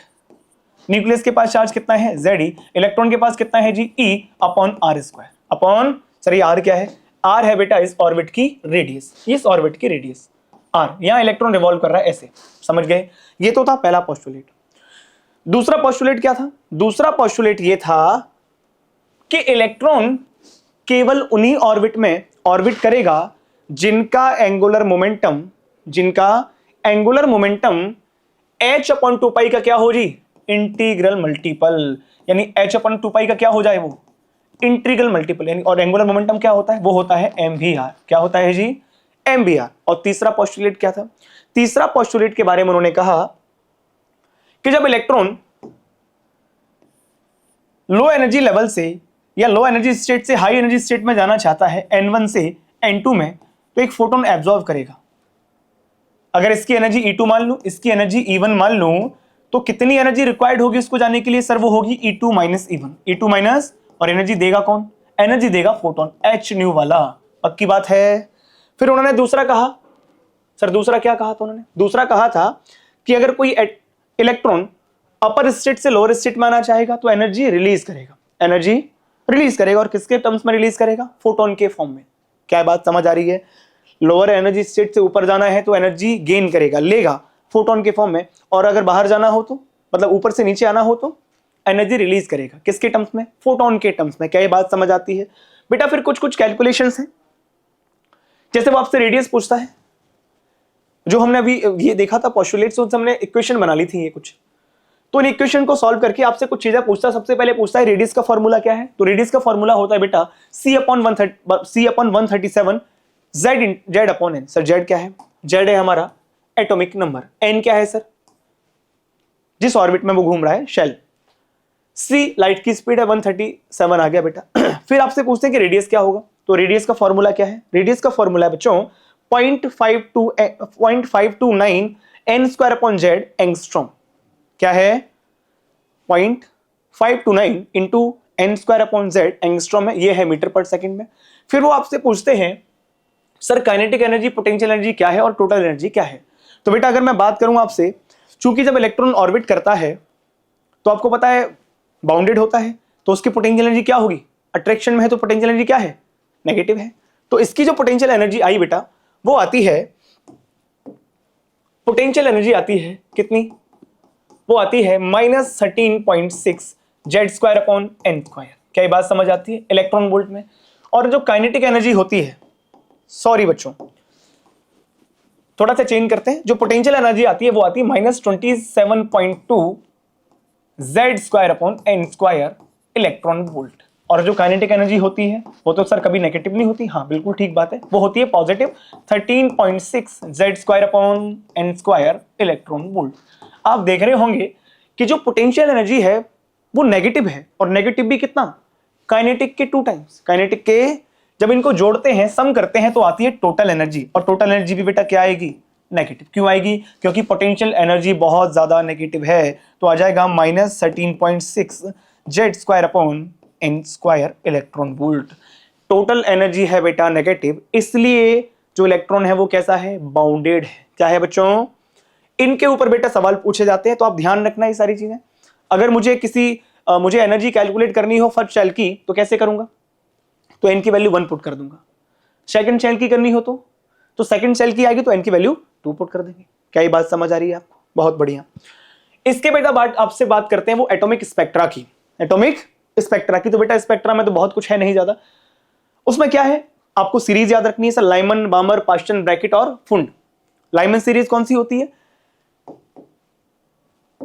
Lyman series होती है कि इलेक्ट्रॉन कहीं से भी आए और फर्स्ट शेल में आके गिरे, कहीं से भी आए फर्स्ट में आके गिरेगा तो कौन सी सीरीज मानी जाएगी, लाइमन। समझ रहे हैं। और जो पहली लाइन होती है लाइमन सीरीज की, उसको हम फर्स्ट लाइन बोलते हैं। क्या बोलते हैं, फर्स्ट लाइन। फर्स्ट लाइन कहां से कहां तक होती है, 2 से लेके 1 तक। सर जो सीरीज लिमिट होती है वो बेटा वो इनफाइनाइट से होती है, इनफाइनाइट से लेके 1 तक, इनफाइनाइट से 1 तक। उसके बाद जो होती है सीरीज वो है हमारी बामर सीरीज। सर बामर सीरीज कहां से कहां तक होती है, कहीं से भी आए अगर वो n बराबर 2 पर आके गिरता है तो उसको बोलते हैं हम बामर सीरीज। क्या बोलते हैं सर, इसकी जो बामर सीरीज की जो फर्स्ट लाइन होती है वो सर 2 से लेके 1 होती है, और जो सीरीज लिमिट होती है वो इनफाइनाइट से, बामर सीरीज की जो फर्स्ट लाइन होती है वो 3 से लेके 2 होती है। चलिए दोस्तों, तो दूसरी जो सीरीज होती है वो होती है बामर सीरीज, यानी कहीं से भी इलेक्ट्रॉन आके गिरे और कहां पर आ जाए, n = 2 पर। कहां पर आ जाए, n = 2 पर आके गिरेगा तो हम उसको बोलेंगे बामर सीरीज। क्या बोलेंगे, तो इसकी सर जो फर्स्ट लाइन होती है वो कहां से कहां तक होती है, सर वो 3 से लेके 2 तक होती है, 3 से लेके, और जो सर जो इनफाइनाइट जो हमारी सीरीज लिमिट होती है वो कहां से होती है, वो इनफाइनाइट से लेके होती है 2 तक। आप देख रहे होंगे सबसे ज्यादा जो एनर्जी डिफरेंस दिख रहा है वो हमें सीरीज लिमिट में दिख रहा है, यानी किसी भी सीरीज की जो सीरीज लिमिट होती है, जो लास्ट लाइन होती है वो सबसे ज्यादा एनर्जेटिक होती है और जो पहली लाइन होती है वो सबसे कम एनर्जेटिक होती है। क्या ये बात समझ आ रही है आपको? बोलो भैया। चलिए फिर तीसरी सीरीज को हम बोलते हैं पार्शियल। इसमें जो फर्स्ट लाइन होती है वो कहां से, वो सर होती है हमारी 4 से लेके 3 तक, यानी कहीं से भी गिरे 3 पर गिरता है तो हम बोलेंगे उसको पार्शियल, फिर ब्रैकेट फिर आता है पी फुंड। क्या ये बात समझ आती है? बोलो भैया। तो इनमें सबसे एनर्जी वाली जो सीरीज है वो हमारी लाइमन है, वो हमारी और अल्ट्रा वायलेट रीजन में आती है। उसके बाद जो वामर आती है बेटा वो आती है हमारी, वो हमारी आती है विजिबल रीजन में। किसमें? विजिबल में। बाकी जो बाकी आती है वो बताओ जी किसमें आती है? इंफ्रारेड में। किसमें? चलिए तो ये सारी आती है इंफ्रारेड में। और पूछा जाता है कि इन सब में सबसे ज्यादा एनर्जी वाली सीरीज कौन सी है, तो सबसे ज्यादा एनर्जी की सीरीज है बेटा लाइमन, और कम वाली तो आपको पता ही है कम होती चली जा रही है। और ऐसा भी पूछ लेते हैं कि लाइमन में भी सबसे ज्यादा एनर्जी किसकी है, तो सबसे ज्यादा एनर्जी होती है बेटा सीरीज लिमिट की, यानी किसी भी सीरीज की जो लास्ट वाली लाइन होती है ना सीरीज लिमिट, उसकी एनर्जी सबसे ज्यादा होती है। और आपको पता है जिसकी एनर्जी ज्यादा होती है उसकी फ्रीक्वेंसी भी सबसे ज्यादा होती है। और पहली लाइन आपको दिख रही होगी, पहली लाइन जो है उसकी एनर्जी कम है, एनर्जी कम है तो फ्रीक्वेंसी भी कम है, फ्रीक्वेंसी कम है तो इसकी वेवलेंथ सबसे ज्यादा है। क्या ये बात समझ आ रही है? एनर्जी कम तो फ्रीक्वेंसी कम, फ्रीक्वेंसी कम तो वेवलेंथ ज्यादा होती है। फिर मैं आपसे बात करूं तो ये लिखा भी है, जो फर्स्ट लाइन होती है वो लीस्ट एनर्जी की होती है, हाईएस्ट वेवलेंथ होती है और लीस्ट फ्रीक्वेंसी होती है। जो सीरीज लिमिट होती है वो, जो सीरीज लिमिट होती है बेटा वो हाईएस्ट एनर्जी की होती है, लीस्ट वेवलेंथ होती है, हाईएस्ट फ्रीक्वेंसी होती है। हाईएस्ट एनर्जी कौन सी है? लाइमन, अल्ट्रावायलेट रीजन में लाई करती है। मीडियोकर कौन सी है बेटा? वामर, विजिबल रीजन में लाई करती है। जिनकी एनर्जी बहुत कम है वो है पार्शियल, ब्रैकेट और फुंड। किस रीजन में आती है? इंफ्रारेड रीजन में। क्या ये बात सबको समझ आ रही है? बहुत अच्छा बेटा। हम बात कर लेते हैं कि एनर्जी वेवलेंथ एमिटेड, अगर कोई इलेक्ट्रॉन किसी हायर एनर्जी स्टेट से लोअर एनर्जी स्टेट में आता है तो आपको पता है क्या करेगा वो? सर यहाँ की एनर्जी हाई होगी, यहाँ की एनर्जी लो होगी, तो सर एनर्जी को एमिट करेगा। एनर्जी को एमिट करेगा तो कितनी एनर्जी निकलेगी? hc/λ। कितनी? लेकिन वो आपसे पूछ भी लेते हैं, तो बेटा वेवलेंथ निकालने का तरीका है, तरीका वो है 1/λ बराबर rz², rz² 1/n2² minus 1/n1²। क्या हो जाएगा? 1/λ बराबर rz² into 1/n2² minus 1/n1²। क्या ये बात समझ आ रही है? अगर हम वेवलेंथ निकाल लेंगे तो hc/λ करके हम क्या निकाल सकते हैं? हम एनर्जी भी निकाल सकते हैं। तो बेटा एनर्जी आ जाएगी आपकी। क्या ये बात समझ आ रही है? बेटा आर जो होता है उसको हम रिडबर्ग कांस्टेंट बोलते हैं। क्या बोलते हैं? Rydberg constant. क्या ये बात सबको क्लियर है? बहुत बढ़िया। थोड़ा सा आगे बढ़ते हैं और आगे समझते हैं बेटा न्यूक्लियस के बारे में। तो पहला जो हम बात करने वाले हैं वो बात करने वाले हैं radius of nucleus. Radius of, तो बेटा रेडियस ऑफ न्यूक्लियस होता है, वो होता है r equals to r0 a⁻⁴ a⁻⁴ चलिए बच्चों, हमने अभी ड्यूल नेचर कंप्लीट कर लिया है, हमने एटम्स में भी पढ़ लिया सारी चीजें। अब हम बात करते हैं बेटा न्यूक्लियाई की, और न्यूक्लियाई में जो सबसे पहले बात होने वाली है वो होने वाली है रेडियस ऑफ न्यूक्लियस की। तो रेडियस ऑफ न्यूक्लियस क्या होता है? r equals to r0 a⁻⁴ sir A क्या है? ए क्या है बताओ? ए है हमारा मास नंबर। क्या है? ए हमारा मास नंबर है। r0 क्या है? r0 एक कांस्टेंट है जिसकी वैल्यू 1.2 इंटू 10⁻⁻15 मीटर होती है। तो यहां से हम अगर हमें कोई मास नंबर दे दे तो हम क्या उसकी रेडियस कैलकुलेट कर सकते हैं? बिल्कुल ठीक है। फिर बात करते हैं सर डेंसिटी क्या होती है? तो डेंसिटी बेटा होता है mass upon volume. Mass upon volume. अगर मैं आपसे बात करूं कि हमारे पास टोटल जो न्यूक्लियंस हैं वो ए हैं, मास नंबर के बराबर होते हैं, और मैं मान लूं कि एक न्यूक्लियन का जो मास है वो लगभग प्रोटॉन के बराबर है, क्योंकि न्यूट्रॉन और प्रोटॉन का मास लगभग सेम होता है। तो ये हो जाएगा हमारे लिए टोटल मास हो गया जी।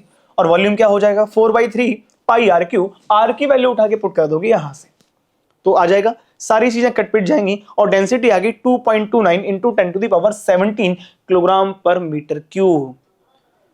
अब ये जो डेंसिटी है ना बेटा, ये कांस्टेंट है, चाहे कैसा भी न्यूक्लियस हो जाए डेंसिटी चेंज होने वाली नहीं है। डेंसिटी कभी भी चेंज नहीं। सर रेडियस बढ़ जाएगी तो कोई बात नहीं, मास बढ़ जाएगा तो सर, लेकिन वो ऐसा कुछ एडजस्ट हो जाता है कि उसकी जो डेंसिटी है न्यूक्लियस की वो कभी चेंज होती नहीं है। आ जाइए, energy equivalent of 1 AMU। Energy equivalent of 1 EMU। तो अगर मैं बात करूं कि अगर मैं एक, आपको पता है आइंस्टीन ने बताया था कि अगर कोई m मास अगर उसको एनर्जी में बदलना होगा तो क्या करना पड़ेगा, c² से मल्टीप्लाई कर दो तो हमें एनर्जी मिल जाती है। सही बात है, यानी अगर m मास एनर्जी में कन्वर्ट होगा तो कितनी एनर्जी बनाएगा, mc²। क्या ठीक बात है ये? अब हमसे पूछा है कि सर 1 EMU को अगर मैं कन्वर्ट करूं एनर्जी में तो कितनी एनर्जी मिलेगी, तो बेटा हमें मिलती है 931.5 मेगा इलेक्ट्रॉन वोल्ट। ये 1 AMU को अगर मैं कन्वर्ट करूं एनर्जी में तो इतनी एनर्जी बनेगी। अब बात कर लेते हैं बाइंडिंग एनर्जी की। तो बाइंडिंग एनर्जी क्या होती है जी? ऐसा था कि जब सारे न्यूक्लियस बहुत दूर दूर थे, यानी जब न्यूक्लियस नहीं बना था तो इन सबका मास बहुत ज्यादा था, मतलब मास ज्यादा था। लेकिन जब न्यूक्लियस फॉर्म हुआ, ये 7 आए और न्यूक्लियस फॉर्म किया, तो बेटा वहां पर कुछ एनर्जी रिलीज हुई थी।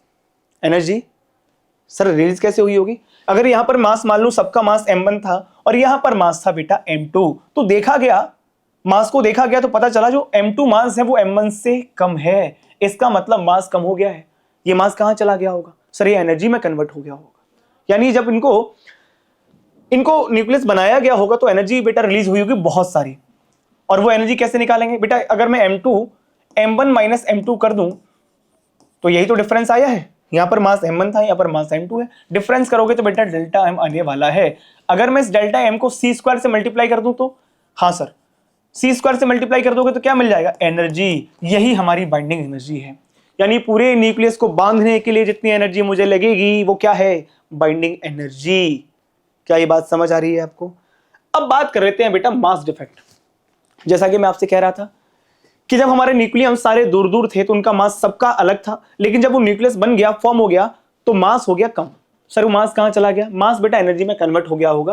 तो सर क्या हुआ होगा, कितने न्यूक्लियस थे पहले? सर हमारे जेड तो हमारे पास प्रोटॉन थे, उनका मास mp, फिर a माइनस जेड हमारे पास क्या थे, न्यूट्रॉन, उनका मास mn। ये था टोटल मास और ये है मास ऑफ न्यूक्लियस। इसको बोलते हैं बेटा मास डिफेक्ट। क्या बोलते हैं? न्यूक्लियस के मास का सम माइनस न्यूक्लियस का मास, इसका जो डिफरेंस होता है वो हमारे लिए मास डिफेक्ट है। अगर मुझे उसकी एनर्जी बनानी होगी तो वो बनती है बेटा डेल्टा m इंटू c²। क्या बनती है?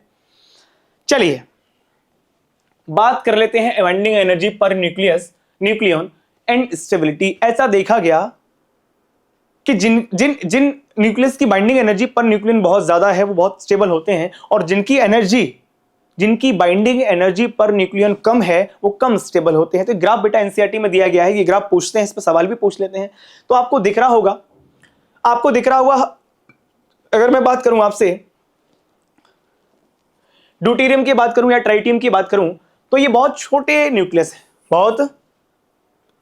अगर ये बहुत छोटे न्यूक्लियस है सर क्या करेंगे? सर इनकी ये आपको ग्राफ दिख रहा है, यहां पर लिखा है बाइंडिंग एनर्जी पर न्यूक्लियन। यानी अगर मैं ड्यूटेरियम की बात करूं या ट्राइटियम की बात करूं तो इनकी binding energy nucleon per nucleon बहुत कम है। यानी इसके हिस्से में जो बाइंडिंग एनर्जी पर न्यूक्लियन है बहुत कम है, तो सर ये स्टेबल नहीं होते हैं। लेकिन सर अगर मैं यूरेनियम की बात करूं, सर उसकी तो बाइंडिंग एनर्जी पर न्यूक्लियन बहुत ज्यादा है, हाँ, लेकिन बेटा फिर भी वो स्टेबल नहीं है। स्टेबल क्यों नहीं है? अगर मैं इसकी आपसे चर्चा करूं तो उसके बेटा जो मास नंबर है बहुत ज्यादा है, और मास नंबर बहुत ज्यादा होता है यानी ऐसे न्यूक्लियस जिनकी बाइंडिंग एनर्जी कम है, ये क्या करना चाहेंगे सर? ये इकट्ठे हो के जुड़कर एक बड़ा न्यूक्लियस बनाएंगे और वो क्या करने होने की कोशिश करेंगे, स्टेबल।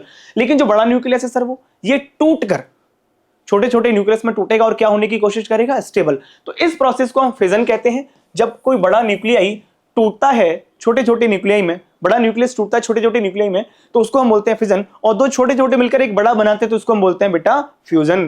क्या बोलते हैं? आई थिंक आपको ये फिजन वाली बात थोड़ी समझ आ गई होगी। अब हम बात कर लेते हैं सेमीकंडक्टर की। किसकी बात कर लेते हैं? सेमीकंडक्टर की। बहुत बढ़िया। तो बेटा सेमीकंडक्टर में क्या पढ़ना है? 7 मार्क्स का आता है, जैसा कि मैंने आपको बताया था। सबसे पहले हमें बात करनी है कि प्योर सेमीकंडक्टर या इंट्रिंसिक सेमीकंडक्टर क्या होते हैं।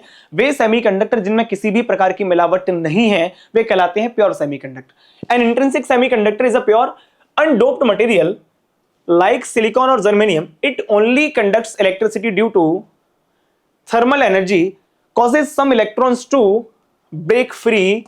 These materials have low electrical conductivity on their own. यानी ऐसे सेमीकंडक्टर जिनमें किसी भी प्रकार की मिलावट नहीं है क्या कहलाते हैं जी? वो इंट्रिंसिक सेमीकंडक्टर। लेकिन इंट्रिंसिक सेमीकंडक्टर की खास बात क्या है बेटा?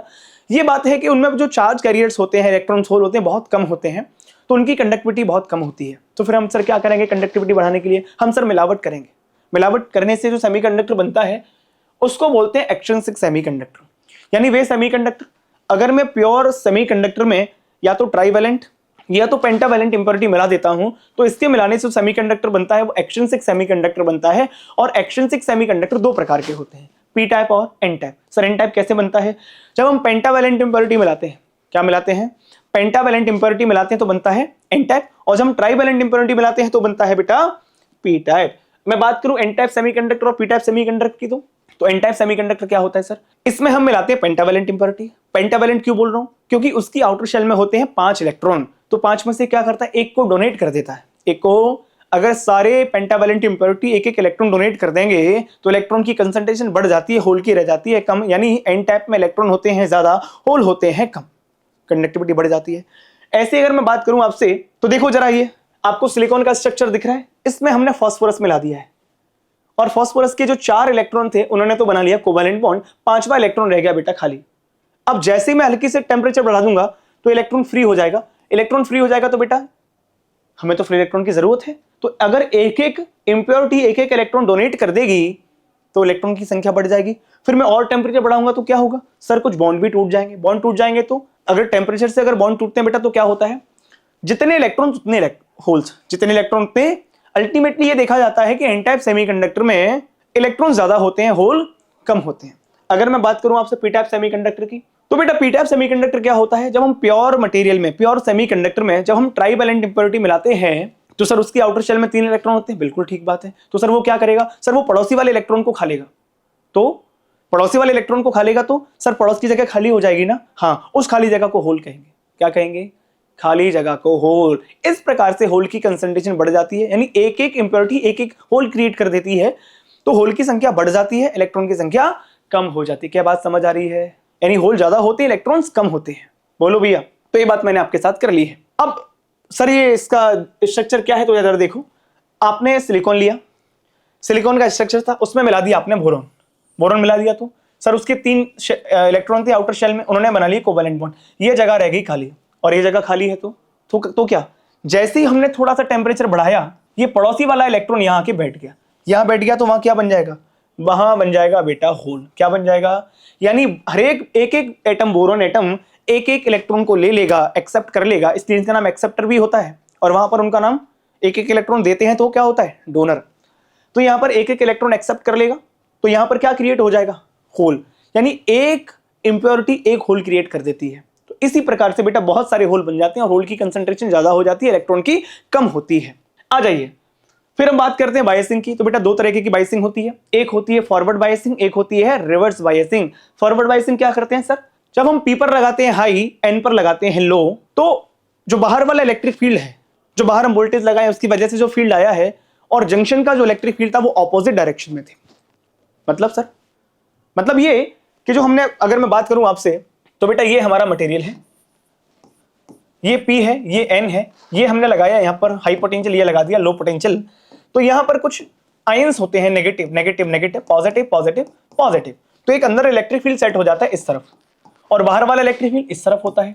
तो बाहर वाला इलेक्ट्रिक फील्ड अंदर वाले इलेक्ट्रिक फील्ड को मारता है और विड्थ को क्या कर देता है? डिप्लीशन रीजन की कम। जैसी विड्थ कम हुई, होल और इलेक्ट्रॉन का डिफ्यूजन चालू हो जाता है और करंट बहने लग जाता है। वहीं रिवर्स बायस में क्या है सर? रिवर्स बायस में थोड़ा सा उल्टा है। रिवर्स बायस हम P पर लगाते हैं लो, N पर लगाते हैं जी हाई। P पर लगाते हैं लो, N पर लगाते हैं हाई। ये P है, ये N है। हमने क्या किया जी? हमने P पर लगाया लो और N पर लगाया हाई। सर इससे होगा क्या? इससे होगा ये कि अंदर वाला इलेक्ट्रिक फील्ड इस डायरेक्शन में है, बाहर वाला भी इस डायरेक्शन में हो जाता है, तो नेट इलेक्ट्रिक फील्ड जंक्शन में क्या होता है? बढ़ जाता है। इलेक्ट्रिक फील्ड बढ़ जाएगा तो डिप्लीशन रीजन की विड्थ भी बढ़ जाएगी, और डिप्लीशन रीजन की विड्थ बढ़ जाएगी तो सर डिफ्यूजन तो होने वाला नहीं है। फिर क्या होगा सर? ड्रिफ्ट होता है। यानी ये वाला इलेक्ट्रिक फील्ड इधर वाले जो माइनॉरिटी है उनको खींचता है, और ये वाला इलेक्ट्रिक फील्ड इधर वाले होल्स यानी माइनॉरिटी को खींचता है, इधर एक करंट बहाता है जिसको हम कहते हैं ड्रिफ्ट करंट। क्या कहते हैं बच्चों? Drift current. क्या ये बात समझ में आ रही है? डिफ्यूजन जो करंट है फॉरवर्ड बायस में वो मेजॉरिटी की वजह से फ्लो होता है, और ड्रिफ्ट करंट जो रिवर्स बायस में वो फ्लो होता है माइनॉरिटी की वजह से। क्या ये बात सबको समझ आई? आ जाइए जी। फिर हम बात करते हैं diode as half wave rectifier. Sir ये रेक्टिफायर क्या होता है? सर रेक्टिफायर एक डिवाइस होती है जो हमें एसी को डीसी में कन्वर्ट करती है। एसी को डीसी में तो दो तरीके के रेक्टिफायर है, एक है सर हाफ वेव रेक्टिफायर, एक है हमारा full wave rectifier. Sir half wave rectifier क्या होता है? ये इसका कंस्ट्रक्शन है। ये हमने एक ट्रांसफार्मर लगाया है, ये हमने लगाया एक ट्रांसफार्मर, फिर हमने आगे लगाया है एक डायोड, फिर हमने लोड रेजिस्टेंस जहां पर हम आउटपुट निकालने वाले हैं। सर ट्रांसफार्मर क्यों लगाते हैं? बेटा हमारे घरों में जो एसी आता है बहुत हाई आता है, 220 230 का वोल्ट का एसी आता है, लेकिन हमें डायोड के लिए कितना चाहिए? बहुत थोड़ा सा चाहिए। तो हम क्या करेंगे, पहले एक स्टेप डाउन ट्रांसफार्मर लगा के उस वोल्टेज को कन्वर्ट करते हैं, कम कर लेते हैं, फिर वोल्टेज जब कम हो जाता है तो हम डायोड में भेज देते हैं। तो देखो जरा मैं बनाता हूं, ये बनाया हमने इनपुट वोल्टेज VAB, ये वोल्टेज है हमारा VAB। अब क्या होता है, होता यह है कि डायोड की खास बात है, जब आधी साइकिल की बात करता हूं तो यहां पर पॉजिटिव होता है, ये नेगेटिव है। आधी साइकिल में बेटा फर्स्ट हाफ में यहां पॉजिटिव वोल्टेज है, यहां पर नेगेटिव वोल्टेज है।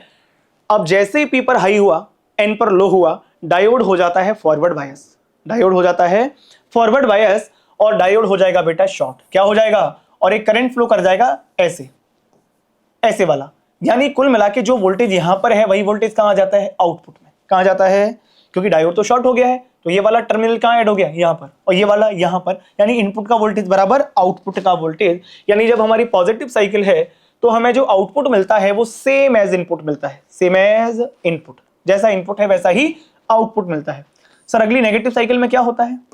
अगली नेगेटिव साइकिल में बेटा डायोड के P पर आ जाता है नेगेटिव, P पर आ गया है नेगेटिव, यहां आ गया है पॉजिटिव। यानी इस कंडीशन में P पर लो है, N पर हाई है, तो डायोड हो जाएगा रिवर्स बायस, और डायोड रिवर्स बायस हो जाएगा तो बेटा डायोड काम करता नहीं है। डायोड काम नहीं करता, इसका मतलब क्या है कि डायोड हो गया है ओपन सर्किट। अगर डायोड ओपन सर्किट हो गया है तो क्या आउटपुट में कुछ मिलेगा? मुझे नहीं मिलेगा, मुझे आउटपुट मिलने वाला नहीं। यानी आउटपुट में मुझे मिलेगा बेटा जीरो। क्या मिलेगा? जीरो। फिर पॉजिटिव साइकिल आ गई सर, तो अगर मैं फिर से पॉजिटिव साइकिल को ले आया तो सर मुझे मिल जाएगा फिर से कुछ पॉजिटिव। फिर मुझे क्या मिलेगा जी? फिर मुझे मिलने वाला नहीं है। क्या ये बात समझ आ रही है? तो हाफ वेव रेक्टिफायर में जब पॉजिटिव हाफ होता है तो डायोड ऑन होता है और आउटपुट हमें मिल जाता है, लेकिन अगले नेगेटिव हाफ में डायोड काम करता नहीं है और मुझे आउटपुट मिलता नहीं है। इस प्रकार के हम रेक्टिफायर को बोलते हैं हाफ वेव रेक्टिफायर, क्योंकि इसने आधी वेव जो नीचे वाली थी उसको गायब कर दी, ऊपर वाले को रख लिया, आधी वेव खा गया, यानी आधी वेव को ही कन्वर्ट किया, तो हो गया बेटा ये हाफ वेव रेक्टिफायर। अब हम बात कर लेते हैं फुल वेव रेक्टिफायर की। किसकी बेटा? तो इसमें खास बात है, ये फुल वेव रेक्टिफायर जो है वो हमारा सेंटर टेप्ड है, centre taped full wave rectifier. क्या ये बात समझ आ रही है आपको? ठीक बात है सर। सर इसमें सेंटर टेप्ड, इसमें जो ट्रांसफॉर्मर यूज किया है वो हमने यूज किया है centre taped. Sir centre taped मतलब जनरली ट्रांसफॉर्मर बेटा दो टर्मिनल्स होते हैं, दो इनपुट टर्मिनल्स होते हैं, दो आउटपुट टर्मिनल्स होते हैं, लेकिन इस ट्रांसफॉर्मर में बेटा तीन टर्मिनल्स हैं, एक सेंटर वाला पार्ट भी है ये वाला। अगर पूरा वोल्टेज मान लो आप 20 है तो यहां का कितना हो जाएगा जी? 10, और यहां का भी हो जाएगा 10। लेकिन और खास बात है, जब ऊपर वाला वोल्टेज पॉजिटिव होगा तब नीचे वाला नेगेटिव, और जब ऊपर वाला नेगेटिव होगा तो नीचे वाला पॉजिटिव। क्या ये बात समझ आती है? तो बेटा मैं यहां पर ड्रॉ कर रहा हूं, जरा आप देखें, आप मैं दोनों वोल्टेज को ड्रॉ कर देता हूं। ये है हमारा VAB, और यहां मैं बना दे रहा हूं थोड़ा सा, सॉरी VAB नहीं है, ये है हमारा VAO, और अब मैं बना रहा हूं बेटा VBO, और वो कुछ ऐसा होता है। यानी जब ये पॉजिटिव है तब ये नेगेटिव है, और जब ये नेगेटिव है तब ये पॉजिटिव है। तो अगर मैं बात करूं आपसे पहले पॉजिटिव हाफ की, पहले पॉजिटिव हाफ की, तो बेटा यहां पर है पॉजिटिव और यहां पर होगा उस समय नेगेटिव, क्योंकि जब ए पॉइंट पर पॉजिटिव है तो बी पर क्या होगा? नेगेटिव। तो कौन सा डायोड काम करेगा? ये वाला डायोड फॉरवर्ड बायस में हो जाएगा, और ये वाला डायोड रिवर्स बायस में हो जाएगा। रिवर्स बायस मतलब डायोड है ही नहीं, ऐसा समझो आप। तो यानी डायोड हो जाएगा जी ओपन सर्किट। क्या हो जाएगा? तो पहली हाफ साइकिल में काम करता है ऊपर वाला डायोड, और आउटपुट हमें मिल जाता है कैसा? आउटपुट मिल जाता है हमें same as input, same as input, यानी ऐसा वाला। सही बात है। लेकिन जब दूसरे सेकेंड हाफ की बात करते हैं, नेगेटिव हाफ की, तो उस समय बेटा यहां पर है नेगेटिव, यहां पर है पॉजिटिव, और यहां पर नेगेटिव यहां पर पॉजिटिव है, तो क्या हो जाएगा बताओ? तो सर ऐसा हो जाएगा, देखो उस समय क्या हो जाएगा सर, यहां पर तो आ जाएगा नेगेटिव और यहां पर आ जाएगा पॉजिटिव, तो ऊपर वाला तो हो गया रिवर्स बायस, नीचे वाला हो गया फॉरवर्ड बायस, और करंट फ्लो कर जाएगा ऐसे।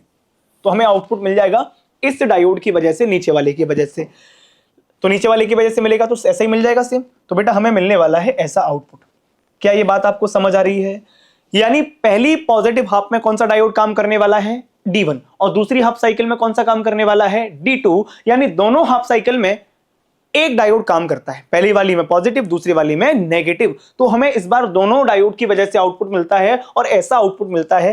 फिर से D1 काम करने लगेगा, फिर से D2 काम करने लगेगा। कुल मिला के हाफ वेव रेक्टिफायर में हमारी आधी साइकिल खराब जा रही थी, लेकिन यहां पर कोई भी साइकिल खराब नहीं जा रही है। हम दोनों साइकिल का यूटिलाइज दोनों हाफ साइकिल का यूटिलाइज कर लिया है। पॉजिटिव हाफ में D1, नेगेटिव हाफ में D2, दोनों डायोड काम कर रहे हैं लगातार। क्या ये बात आपको समझ आती है? बहुत बढ़िया बच्चों, आपने बहुत धैर्य के साथ ये पूरा वीडियो देखा, आपको बहुत कुछ समझ आया होगा। तो ये जो 23 मार्क्स की तैयारी है ये तो मैंने आपको करवा दी है। आप अपनी तरफ से एफर्ट लगा के थोड़ा और पढ़ लें बेटा। जो मैंने पढ़ा है वो तो पढ़ ही लें, कुछ कुछ चीजें इसमें छूट गई होंगी वो अपने स्तर से तैयार कर लें। और आप पूरे साल भी पढ़ ही रहे होंगे, शाम तो बैठे नहीं होंगे, तो आपको पहले से भी कुछ ना कुछ आता होगा। तो मुझे लगता है ये वीडियो काफी आपकी हेल्प करेगी और आपको बहुत कुछ सिखा देगी। सारे बच्चों से मेरा कहना यह है कि बढ़िया से आप फिजिक्स का पेपर दीजिए, डरिए मत, आपके अच्छे मार्क्स आने वाले हैं। बिल्कुल बिल्कुल शांति से, बढ़िया से, बिल्कुल स्ट्रेस नहीं लेना है, बिल्कुल पैनिक नहीं होना, बढ़िया से पेपर दीजिए और ये जो मैंने बताया ये सारा तैयार करके जाइए। ठीक है बच्चों, उम्मीद करता हूं आपको सब समझ आया होगा। Thank you.